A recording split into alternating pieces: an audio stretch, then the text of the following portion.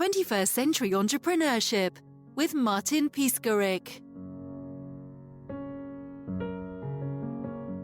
Have you ever found yourself as a business leader making poor decisions and you didn't know why?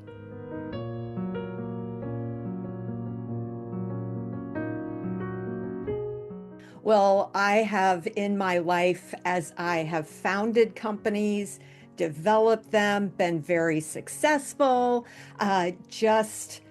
numerous times, I found myself reflecting back, making decisions that weren't really good decisions, and couldn't really put my finger on why. And after a period in my life where I lost my 20-year-old $3.5 million publishing company to a crook and his wife, I had to say, wow, how did that happen? What was wrong with me? I mean, what was that about? And began to see that I made a lot of decisions out of some trauma in my life that I hadn't even ever allowed any sort of healing to take place. I never took the hard road of really being self-reflective and seeing what's not healed, where there's no closure. And those things were impeding my true success as an entrepreneur.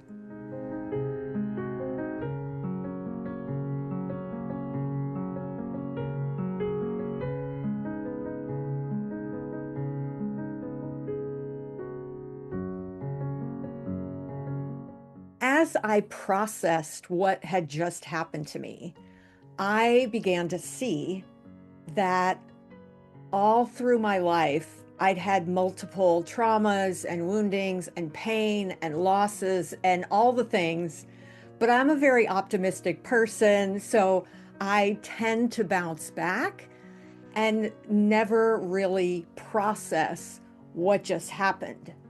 And what I found myself doing, and I'll bet there are some people listening that will identify with this, what I found myself doing is self-medicating with work and success and the thrill of building a business or, relaunching a specific part of the business.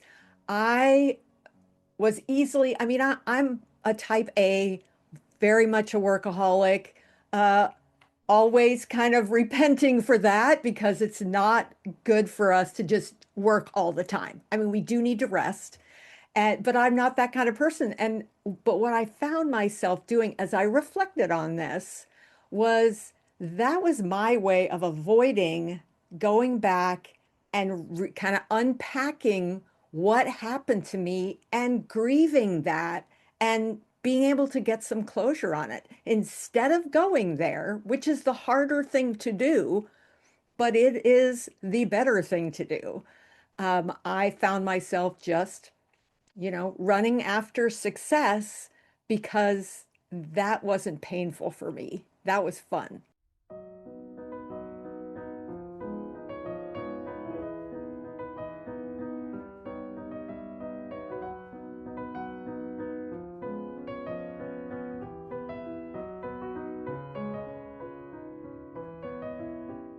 Along with my unhealed wounds causing me to be deceived, I also realized that I wasn't really trusting God with my business, which was dedicated to Him as a Christian publisher. This person and his wife that deceived me, we were publishing a book for him, and my editor warned me and said, you should not publish this. This is really, the doctrine here is off base. I don't think you want to represent and give credibility to this person. But instead of listening to her, I was like, I had already, it was a big sale. He was ordering 5,000 books. I had a whole bunch of bills that I had figured out were going to be paid with that. I did not want to hear that I should refund him and find another, just find somebody else to publish.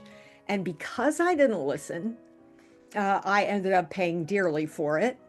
But also, I realized that I was not trusting God. He would have happily sent me another author if I had done the hard thing, which was give him his money back, say, we're not your publisher. And so because of that, I pay, like I said, I paid dearly. But now with Redemption Press, we have rules where these are things we won't publish. These are things we will publish. And I don't care how much money you throw at me, if it's not within the messages that we feel that we can represent with integrity, then I don't care how broke I am at the moment and how many bills I have to pay at the moment, I have to say no. And that was a huge one for me to come to that place.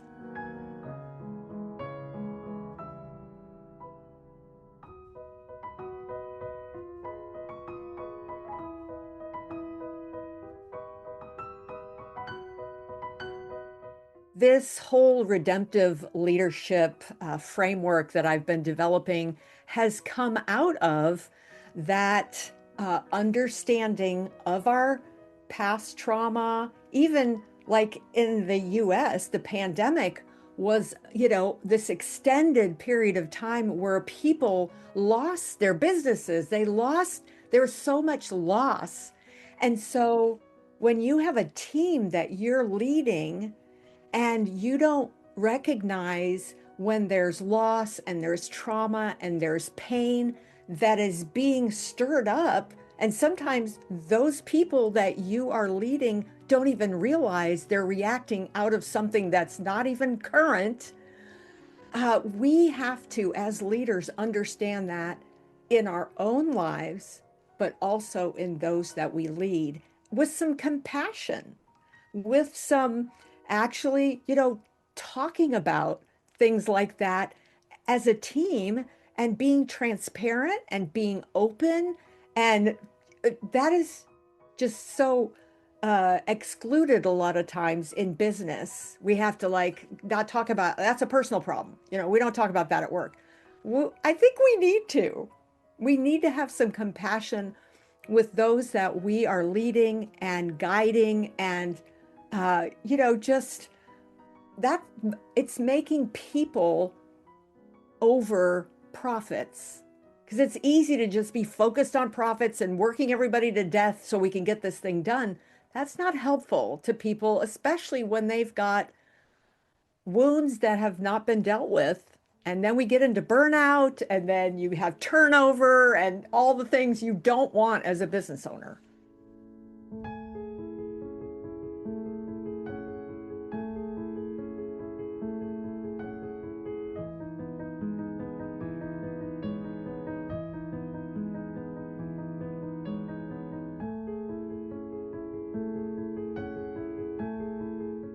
My most recent book, No Longer Hidden, You Cannot Resist What You Do Not Recognize. That came out of a time in my life where I had someone that had mistreated my husband, who had been a pastor for 40 years. And this younger pastor and elder board had just really betrayed him in the midst of a merger that he had initiated. And I had this just 3 years of not being able to forgive them. I know I'm supposed to do it. And I said it every night. I forgive them. Lord, I forgive them. Even though they're not sorry, I still forgive them. I needed to let go of it. But it was still just, there was just no resolution at all. And I finally just cried out and said, God, you have to help me forgive from my heart. From my head, I was, but from my heart, I was not. And uh, the verse that came to me when I prayed that was, "Your battle is not with flesh and blood." And that was like, mic drop, because what I saw was it really wasn't their bad behavior. It was the influence of, we do have an adversary. And if we are doing any sort of work for the Lord in any capacity, there's going to be pushback. It's not just some, you know, woo-woo kind of idea that we have someone that is hindering or blocking or creating chaos or any of those things. That is the work of the evil one. And if we trust Jesus, we're going to have that kind of pushback. It's just part of the territory. Paul talked about it. Jesus talked about it. It's just the way it is. And my aha moment was seeing that they were influenced by an unholy spirit that caused them to do what they did and to betray my husband. And even though it still wasn't right, I could recognize, wow, I was deceived myself for all those years with that false pastor. And here they're deceived. So I could say, I can forgive you because there, but by the grace of God go I. So it was a very I mean, it created the book that just came out in October. That was the thing that instigated that book, because so often we look at people's bad behavior. We look at, governments or whatever to blame for what's going on. And we don't realize there is spiritual activity that is stirring things up that, is not well intentioned.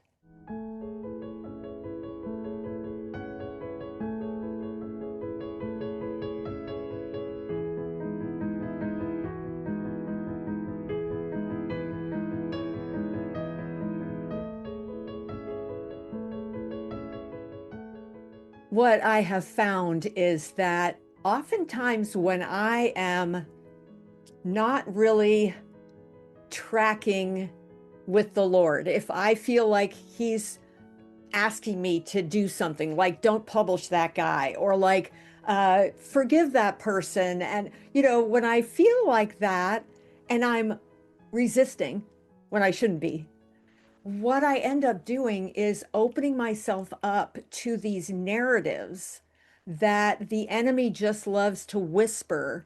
Like, who do you think you are? You don't have any, you can't do this. You shouldn't do this. You can't trust God to help you on this. You need to take this step. And, all these, which I have to, I mean, scripture does tell us to take every thought captive and to say no, to resist the devil, and he has to flee. But if we don't see it for what it is, we're not going to resist it.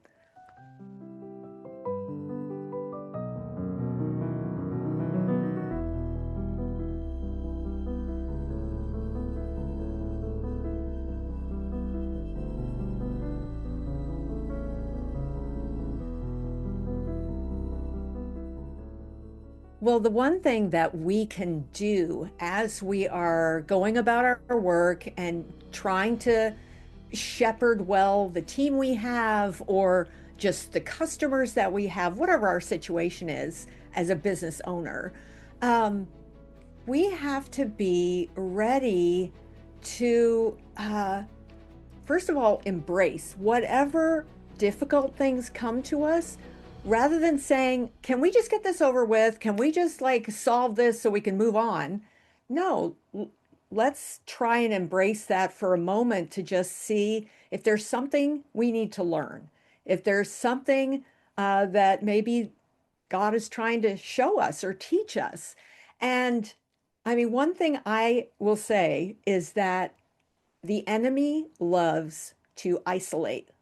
If he can isolate us where we're just by ourselves, we don't have anyone in a circle that we trust, we can't share with anyone how we're feeling if we're discouraged or whatever, we have to resist that uh, emphasis to just, to believe the lie that they won't understand you.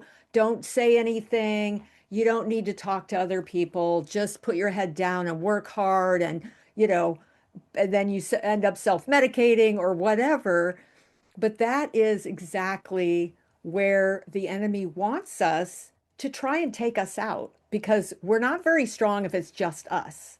But if we have some people around us that we can trust, especially like people around us who are willing to like not be yes people. I want people who are going to help me see my blind spots and help me see when I'm maybe getting a little off track. So I think making sure, especially when it's an entrepreneur and you're kind of on your own, there needs to be some fellowship, some sort of a small group of people that you can trust, that you can, when you're really having a hard day, you can like just send them 911 on your text and they know, okay, I need to pray for this person or whatever. But just really having that and reaching out for that kind of community so that you're not always alone and there's no one there to say, wait, let's talk about that before you take action.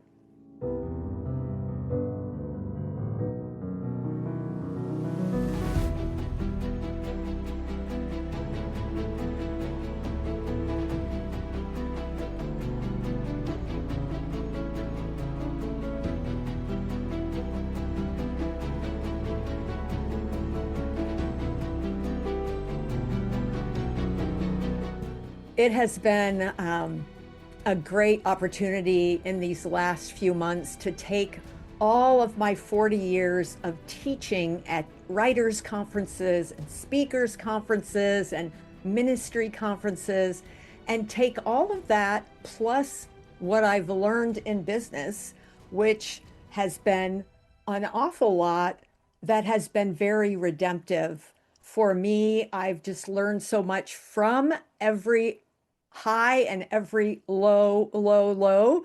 And that is something oftentimes people just, they want to be, or they don't want to be, they end up being stuck in those lows and in those losses.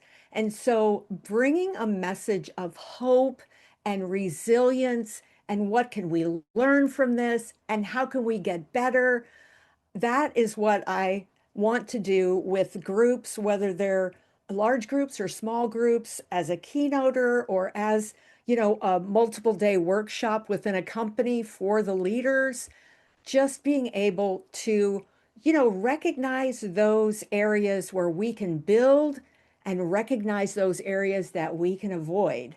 And so just from all that hard-won wisdom, it's just always a joy for me to be with leaders in any industry. So it doesn't really matter because all business is still the same. There's that work ethic involved and what we bring to the table and how we add value and how we treat our customers. So I would just love to have an opportunity if anyone feels like I might be a good keynoter, would love to do that.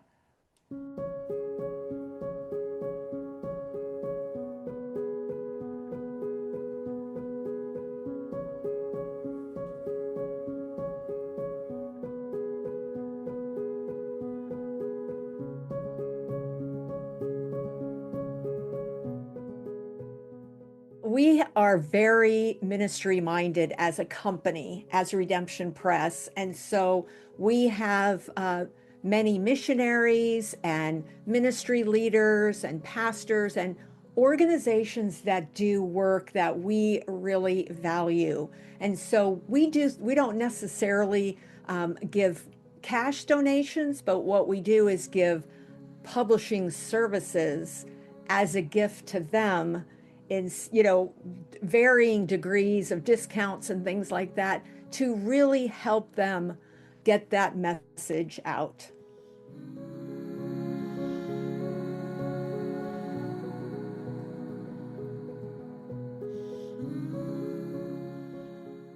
So if you'd like more information on what I do and how I do it, I would love to have you visit athenaholtzspeaks.com.